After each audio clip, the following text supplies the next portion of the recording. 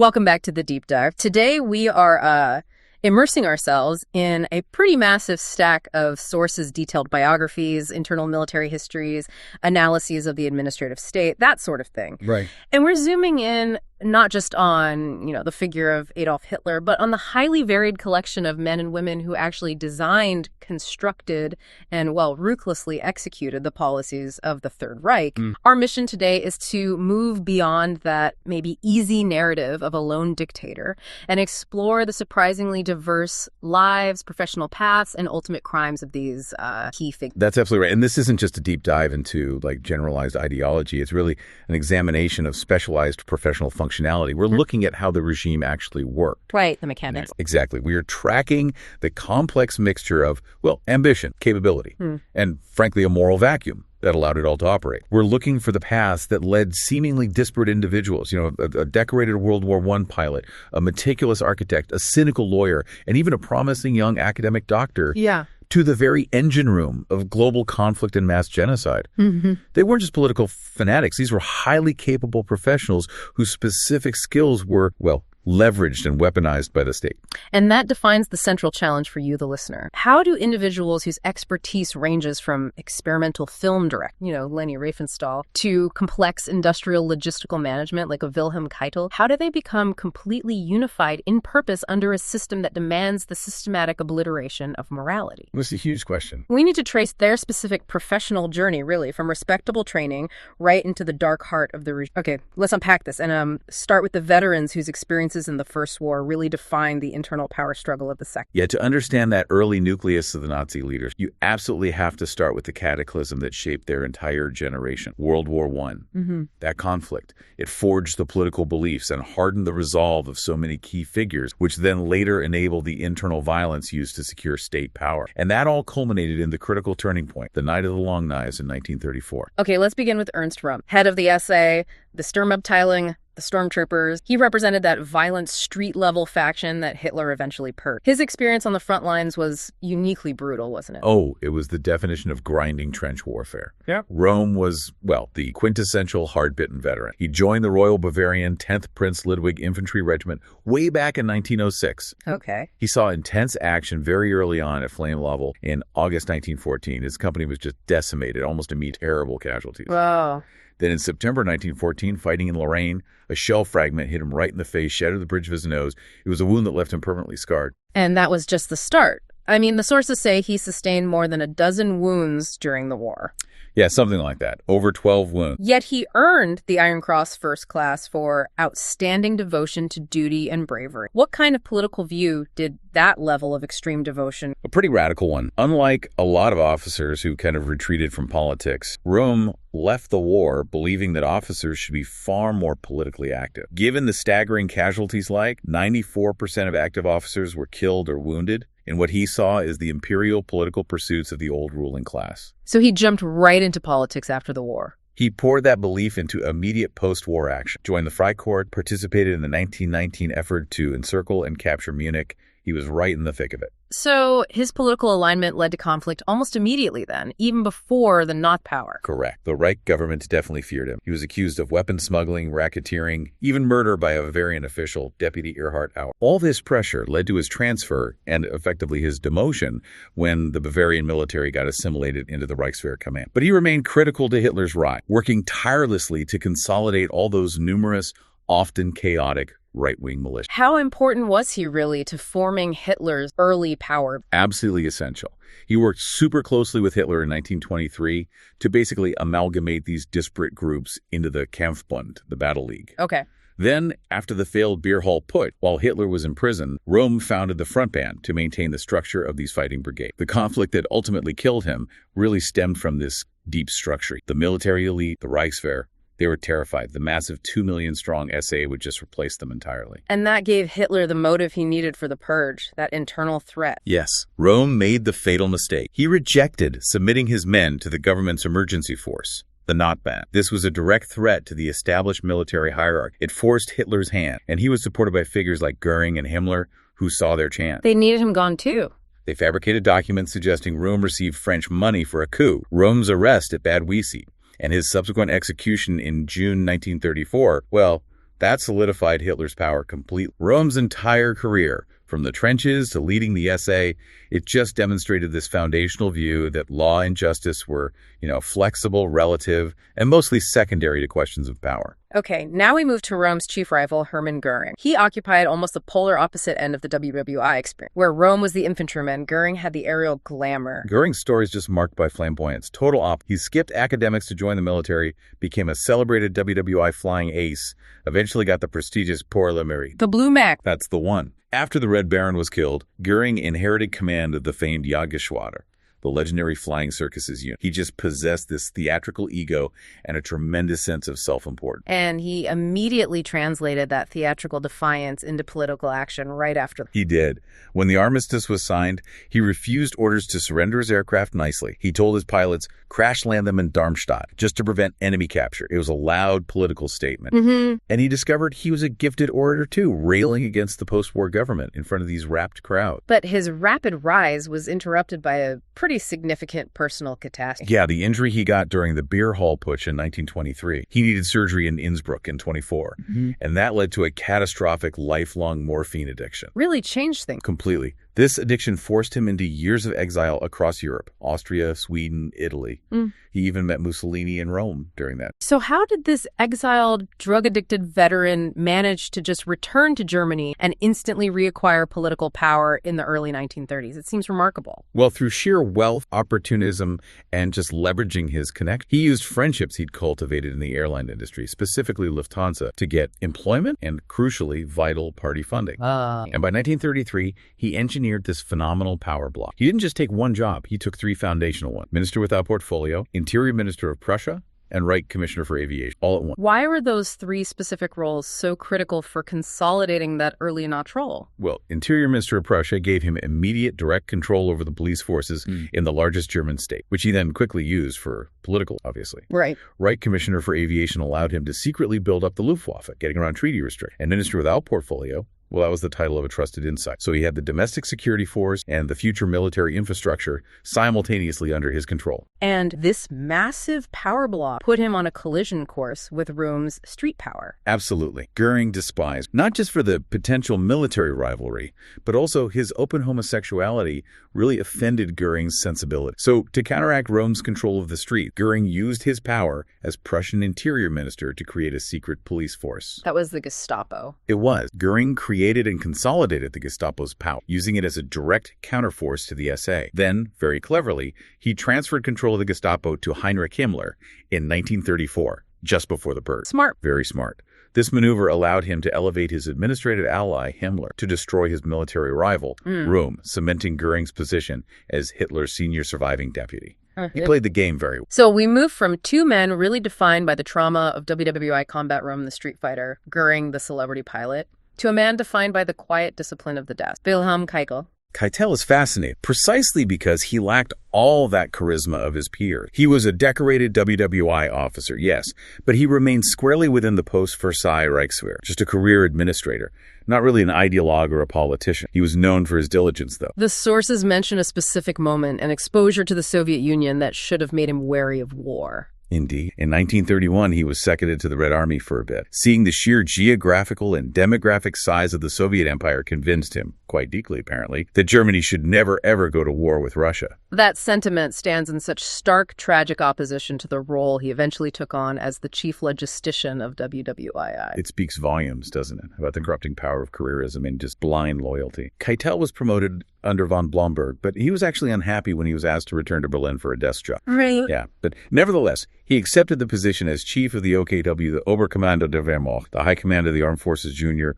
only to von Blomberg himself. What exactly did his role as chief of the OKW entail in the run-up to war? We hear the term OKW, but what was the functional reality of that job? Keitel was the logistical backbone of German rearmament. Simple as that. He was tasked with administering this rapidly expanding military that was openly defying the Versailles Treaty. Imagine the scale. Huge Massive. Yeah. He oversaw the entire nuts and bolts supply chain, the artillery production, the expansion of bullets and shells, the shipyards commissioning the Bismarck and Tirpitz, and most critically, the manpower expansion from 100,000 men to 600,000. Yeah. He wasn't giving battlefield orders. He was making sure the generals had the resources to fight. So he was the guy making sure the trains ran on time, the factories had raw materials, and the expansion was documented legally, all that stuff. Precisely. And this quiet administrative efficiency is exactly why he was such a crucial enabler for Hitler. He was instrumental in the 1938 Blomberg-Fritsch affair, that manufactured scandal that let Hitler remove the independent-minded generals who opposed the rapid push to war.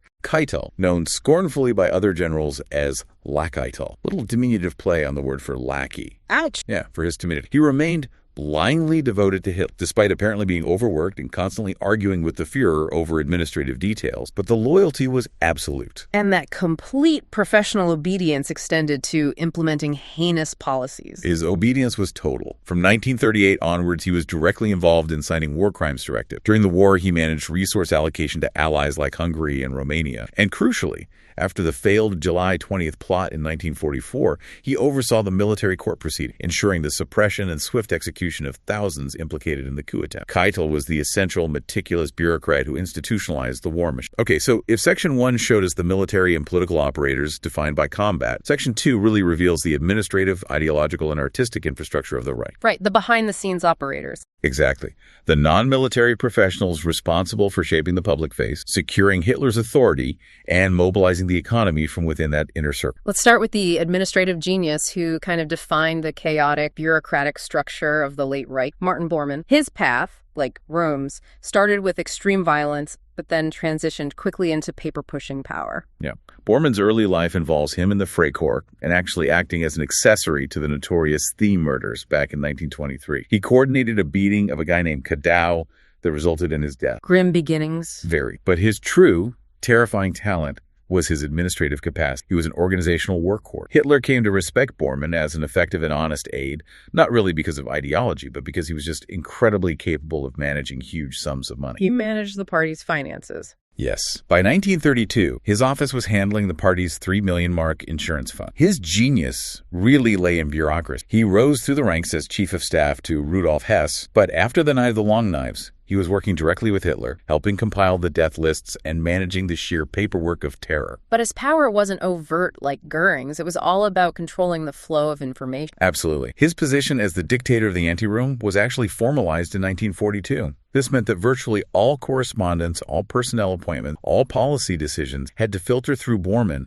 before they ever reached Hitler. Wow. He became the ultimate gatekeeper, completely isolating Hitler from dissenting voices and rival factions. And the sources detail his chilling, calculated technique for getting potentially controversial policies approved by the Führer without direct comment. That sounds... It is one of the most frightening insights into Bormann's specific brand of professionalism. He would often provoke Hitler at dinner, maybe by delicately mentioning the church, which Hitler absolutely hated, just to trigger a massive emotional tirade. Bormann would then secretly transcribe that rage. He could then twist that transcript, using Hitler's indirect and often completely unhinged outbursts as official authorization to carry out any program he wished. For example, he used this method to sideline opposition like Hans Kerl, the Reich church minister. So he never argued with Hitler directly? Never. He simply manipulated the documentary evidence of Hitler's will to generate his own authority. It was bureaucratic manipulation at its most refined. That demonstrates a terrifying level of sophistication, turning emotional chaos into administrative order. Indeed. He wielded power entirely by proxy, and he stayed with Hitler until the very end in the bunker, denouncing Göring and Himmler as traitors, and received the ultimate confirmation of his loyalty, the title, "My Most Faithful Party Comrade." He was the absolute epitome of the functional, amoral bureaucrat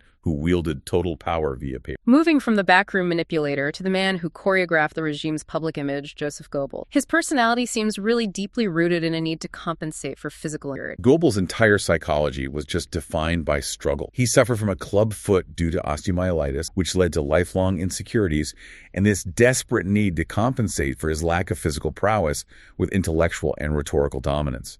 That insecurity really fueled his immense energy and output. And he left behind an unparalleled record of that output, his extensive diary. They are an absolutely indispensable historical resource. Goebbels kept extensive, unbroken diaries from 1923 right up to his death in 1945. Yeah. Something like 32 volumes in modern print. Incredible. They offer this uniquely detailed, sometimes contradictory insight into his entire career, and more importantly, a private window into Hitler's operational thinking during the rise and fall of the Reich. He was a maestro of media and image control, wasn't he? Turning the NSDAP into a spectacular. He was central to exploiting the economic despair of the Great Depression and that widespread anti-communist sentiment for electoral gain. He orchestrated the massive torchlit parade on January 30th, 1933, celebrating Hitler's chancellorship, turning a political moment into pure theater. He centralized control by passing the Reich press law in October 1933, which immediately mandated the removal of all Jewish editors from German newspapers. Then, by 1944, when the war was clearly lost, he was appointed plenipotentiary for total war, pushing fanatical civilian resistance and publishing 218 desperate editorials in the newspaper Das Reich. His ideological zeal was immense, yet the sources note some early personal contradictions regarding his anti-Semitism. That's the complexity, yeah. While his anti-Semitism definitely attracted him to the party, in his youth, he had dated a Jewish schoolteacher, Elsa Janke, and he had Jewish mentors. However, these complexities were entirely abandoned as he ascended the ranks. He quickly became one of the most enthusiastic persecutors, urging Hitler in 1942 to speed up the deportation and liquidation of Jews, musing chillingly in his diary on the efficiency of genocide. A terrifying convergence of ideological zeal and administrative. Now let's transition to another professional consumed by the state, Albert Speer, the architect. Speer came from an upper-middle-class family of architects. He studied under Heinrich Tessenow, who instilled in him this idea that architecture shouldn't just build space, but should express national culture in its purest, simplified forms. This deeply professional, grounded background is what he later used so effectively to construct his post-war myth. His ascent was almost immediate upon meeting Hitler, wasn't it? Phenomenally rapid. He was hired to design the 1933 Nuremberg Rally, basically transforming a functional space into a stage for mass spectacle. By 1934, he was chief architect of the Nazi Party. His most ambitious project was, of course, Germania. Right, the colossal new cap. Planned to surpass London and Paris and rival ancient Rome, it was a project of pure ideological monumentality, not just building. We need to grasp the sheer, almost delusional scale of Germany. Oh, the plans were vast and terrifying. They included the immense east-west axis, which is miles long, and a massive Arc of Triumph designed to be so large that the Arc de Triomphe in Paris could fit entirely inside its entranceway. Unbelievable. And the crowning piece was the Volksschule, the People's Hall, designed to hold an unbelievable 180,000 people. He even used scientific rigor to test this delusion. How so? What do you mean? Speer commissioned the construction of the Schwurbelastungskörper, the heavy loading body. It was just a massive, solid concrete cylinder built purely to test if Berlin's sandy, wet soil could even support the weight of these colossal structures. Wow. This detail shows a professional scientific mind applying its expertise to a totalitarian, megalomaniacal vision. Ideology completely consumed physics. And his early architectural work immediately tied him to the regime's forced labor, didn't it? It did. From the mid-1930s, Speer was involved in the widespread use of slave labor, specifically Jewish prisoners, for the construction of the new chancellery. But his real administrative power exploded when he succeeded Fritz Todt as Minister of Armament. This transformed him from an artist sent to an industrial manager. And a frighteningly effective. He applied the same logistical rigor he used in planning cities to managing industry. He oversaw massive production increase. For example, heavy tank output increased sixfold in just 3 years, driven by his ability to organize resources under that total war ethos. He maintained a transport corps of 70,000 personnel, managing the complexities of a collapsing economy. Post-war, he famously cultivated the image of the apolitical, duped professional, the good Nazi. He built that myth very carefully. The professional who was simply doing his job and was, unaware of the atrocity. But the sources just crushed that. Historical evidence shows Speer was fully aware of and directly benefited from slave labor from concentration camps. He managed the supply of workers for his projects and industrial facilities. His role in camp construction and administration makes him a central organizational architect of the terror machine itself. The power of image was also the specialty of Leni Riefenstahl, a talent whose ambition drove her straight into... Riefenstahl's early life was marked by this fierce independence. She had a passion for dance, took secret lessons against her father's wishes. She had this ambitious, defiant streak that led her to replace an ill dancer, Anita Berber. She broke through in filmmaking with her 1932 film, The Blue Light, which had immense artistic promise. But the growing anti-Semitism seemed to turn her ambition toward the regime. Is that fair? The reaction to the film's reviews was very telling. She was reportedly outraged by what she perceived as negative reviews from Jewish critics, allegedly shouting something like, "What do these Jewish critics understand about our mentality?" And she subsequently took active steps to erase Jewish contributors, like the film theorist Bela Balaz from the film's re-release credit. Then Hitler met her, completely enamored by her work, and told her she must make the films when the Nazis came to power. She was given truly unprecedented resources for triumph of the will and Olymp. Unprecedented resources and total control. Her films became the ultimate propaganda showcase, transforming political rallies into these mythic events. And she was highly manipulative, even using her direct access to Hitler to remove Goebbels from control of Olympia funding, resulting in her splitting the film into two parts just to secure more resources and artistic freedom for herself. And like Speer, she directly compromised her artistic endeavors with the use of human exploitation. Yeah. During the war, she was attached as a correspondent with a special unit, the Sonderfilmtruppe Ravenstall. Most disturbingly, for her film Tiefland, she needed cheap extras. She actively used concentration camp inmates, specifically Sinti and Romani people, as replacements, completely circumventing the normal permit process. She instrumentalized human suffering directly for the sake of cinematic budget and convenience. Next, we examine the political utility of social climbing, represented by Joachim von Ribbentrop. Ribbentrop's entire motivation seems to have been social aspiration. His father was a nomadic military officer, and Joachim spent his life desperately trying to acquire the trappings of nobility. He married into the wealthy Henkel wine family, but even that wasn't enough. In 1925, he was actually adopted by an aunt, Gertrude von Ribbentrop, specifically to acquire the nobiliary particle von I.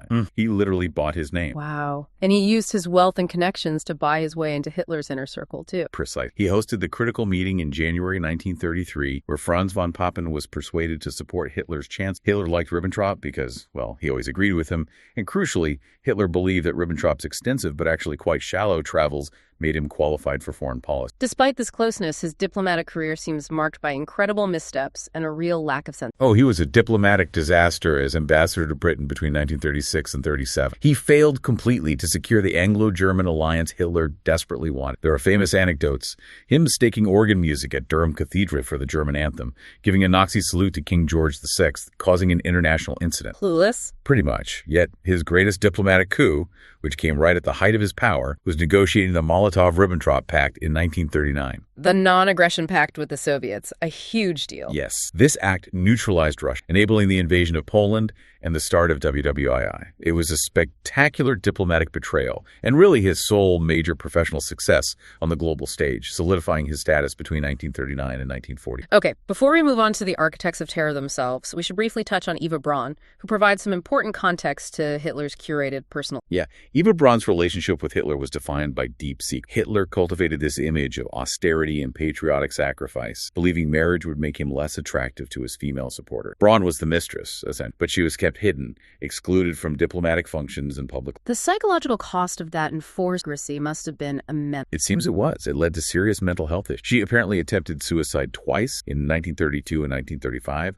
seemingly due to Hitler's cold, non-committal treatment. Interestingly, though, she and her family never officially joined the Nazi Party. Really? Yeah, possibly at Hitler's insistence. It led some in the inner circle, like Speer, to describe her as apolitical, focused only on personal pleasure, skiing, photography. But her ultimate act confirmed her loyalty, marrying Hitler in the bunker just hours before their joint suicide in April 1945. She was the one consistent, if hidden, fixture in his private life. Okay. This final section requires us to focus on the professional executioners, the security, legal, and medical figures who developed and implemented the Holocaust. This is where we really see how professional application, when entirely decoupled from morality, drove mass murder with terrifying. Yeah, and we have to begin with Reinhard Heydrich, the chilling architect of the security apparatus, sometimes known as the man with the iron heart. His entire trajectory into the SS seems to have been set not by ideology, but by a personal, professional humiliation. His expulsion from the Navy in 1931. Exactly. Heydrich, who was a promising naval officer, was discharged for conduct unbecoming enough. Basically, he breached a promise to marry one woman after getting involved with another, Lena von Ost. This psychological blow of professional failure led him to join the SS just 6 weeks later, apparently driven by Himmler's offer of a clean slate. And his rise was incredibly fast. Shockingly fast. He became head of the SD, the Sicherheitsdienst, the Intelligence and Security Service, and later Gestapo operations. By 1939, he headed the RSHA, the Reich Security Main Office, consolidating all state security and police services under his singular, terrifying command. He built the machine. He was the operational mind behind the early persecution and the eventual genocide plan itself. He was the spearhead. Absolutely. He orchestrated the arrest of 30,000 Jewish men during Kristallnacht in 1938. Once the war started, he oversaw Operation Tannenberg, which involved the mass execution of the Polish intelligentsia, and he managed the Einsatzgruppen, those mobile death squads responsible for, well, approximately 1.3 million murders. And the administrative climax of the Holocaust, the formal planning that fell to him. That was the Wannsee Conference in January 1942. Heydrich organized and chaired the meeting. He brought together senior bureaucrats from across the regime. People like Mueller and Eichmann were there, not to decide on genocide, because that decision had already been made by Hitler, but to transmit the details of the Holocaust, the total solution of the Jewish question, and coordinate the bureaucratic logistics among all of the participating ministries. He was basically showing them how to make mass murder administratively feasible, how to make it work on paper. His brutal efficiency made him a target, didn't it? It did. He was appointed deputy protector of Bohemia and Moravia, conducted ruthless crackdowns there. His assassination in May 1942 by Czech agents Operation Anthropoid led to immediate, horrific reprisals, including the Lidice massacre. It demonstrated the deep terror he wielded even after his death. Next, let's discuss Heydrich's operational second-in-command, Heinrich Müller, the invisible bureaucrat who ran the Gestapo data. Müller is the perfect example of the professional survivor, maybe even more than Keitel. He came from a poor Catholic background, was a WWI mechanic, joined the Freikorps, developed this deep loathing for communism. He was hired into the Gestapo despite officially having a dubious relationship within the party. So not a true believer initially. Apparently not. He seems to have been extremely malleable, driven almost entirely by career progression. So much so that he didn't even formally join the Nazi Party until 1939, when it became absolute prerequisite for senior advancement. He adapted. So he was the organizational spine of the secret police, motivated by efficiency, not initial ideology. Exactly. He rose to operations chief at the Gestapo. He focused obsessively on suppressing all domestic opposition communists, the anti-Nazi Red Orchestra spy ring, the White Rose student group. He was known for his cold, detached efficiency and his passive, relentless questioning methods designed to just break suspects psychologically. He was the meticulous administrator required to run a surveillance state effectively. And he, too, was central to the logistics of the final. Müller was one of the first senior figures to learn of the final solution back in 1941. He played a key role in organizing the Wannsee Conference logistics alongside Heydrich and Eichmann. And as the war ended in 1945, he was reportedly involved in the destruction of documentation related to his offices, the final solution record. And his end remains a true Total. He was last seen May 1st, 1945, after Goebbels' suicide, apparently stating he had no intention of being captured alive by the Russians. He is the most senior Nazi figure whose whereabouts and ultimate fate were never exclusively determined, just vanished. From the security state, we turn to the twisted legal system embodied by Hans Frank, often referred to as the Butcher of Poland. Frank started out as Hitler's personal lawyer, represented him in something like 150 court cases, quite a lot. But his criticism of the Night of the Long Knives killings led to him being quickly sidelined between 1934 and 1938. Fell out of favor for a bit. Yeah. His return to prominence came with his appointment as Governor General of the General Government of Poland in 1939. And he was tasked with the total exploitation of that conquered territory. His professional mission was one of ruthless extraction, pure and simple. He was told to take all stocks critical to the German war economy, demand forced manpower, and most cruelly, close educational institutions to prevent the rise of a new Polish intellectual class. He himself called his territory a giant open-air prison. He managed the administration where there was roughly one German military person for every 20 Polish citizens. Yet even as Governor General, he often clashed with the independent power of the SS, didn't he? Frank's rule was characterized by this strange mix of administrative chaos alongside utter brutality. He established the Warsaw Ghetto, detaining 400,000 people, and oversaw the systematic resource starvation of Jews, depriving them of coal and food. But he frequently clashed with the SS commander there, Kruger, who often acted outside Frank's control. And Hitler consistently sided with the SS, which limited Frank's ultimate authority in practice. Regardless of those limitations, the scale of death under his tenure is staggering. It is horrific. Under his rule, over 35% of the general government's population, an estimated 4 million people, die. He even boasted in 1944 that only about 100,000 Jews were left alive in his territory. At Nuremberg, he offered this defensive remorse, arguing he was unaware of the full extent of the extermination camp. But his own documented statements make that claim very difficult to reconcile. If Frank was the nominal governor, Adolf Eichmann was the cold, functional logician of the deportation itself. Eichmann was, by all accounts, a poor student, yet his intense anti-Semitic fervor found its real purpose in his work. He became head of the Reich's Central Office for Jewish Immigration, responsible for the initial deportation and ghettoization of over 500,000 Jews in Poland. Crucially, in the logistical chain of command, he was subordinate only to Heydrich and Müller. So he had intimate, detailed knowledge of what his train orders actually meant. There was no None whatsoever. He was central to the organization and logistics of transporting Jews to the extermination camp, knowing precisely the implications of his schedules and cargo manifest. His most infamous operation was the Holocaust in Hungary in 1944. He personally oversaw the logistics there, organizing trains that carried 3,000 Jews per day to Auschwitz. Over 400,000 Hungarian Jews were killed in just 6 months under his direct command. And he ignored orders to stop. Ignored orders to cease deportations, even in the war's final month. He was totally committed to the task. And showed no sign of repentance after the war. None at all. He infamously claimed the murder of 5 million Jews was an accomplishment he was proud of. He escaped to Argentina in 1950, lived for years under a false name, Ricardo Clement, until his dramatic capture by Mossad in 1960. Right.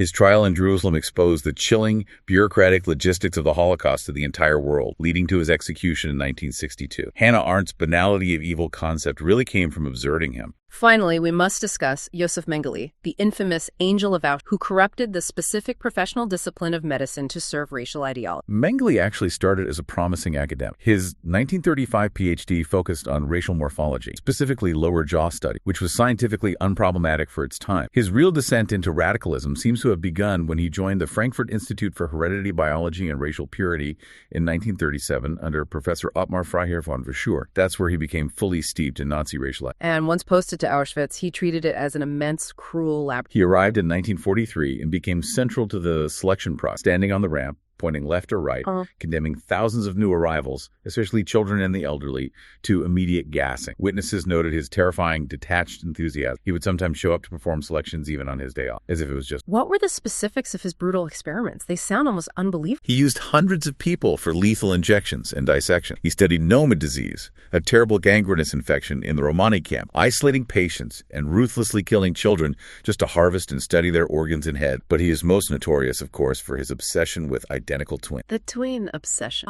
He examined over 175 sets in one summer alone, treating them as biological material for comparison, perfect controls in his mind. He subjected them to brutal, non-anesthetized tests, inducing pain in one twin to observe the physiological effect on the other, or injecting chemicals directly into their eyes to try and change their color. Horrifying. Crucially, he routinely murdered sets of twins, often using chloroform, specifically to dissect and study their organs and skeletons side by side, looking for hereditary differences. And like Mueller, he managed to evade justice for decades. He did. He escaped Allied capture initially because he didn't have the standard SS blood group tattoos. That allowed him to pass through detention center. He then spent 30 years in hiding, moving across South America, Germany briefly, then Italy, Argentina, Paraguay, Brazil. He died unrepentant in Brazil in 1979, apparently from a stroke while... Unrepentant. His unrepentant nature was later confirmed by his own son, Rolf Mengele, who met him late in his life and was horrified by his father's lack. So if we look back across the careers of all these men and women, the core aha moment. The Third Reich wasn't run solely by uniformed fanatics waving swastikas.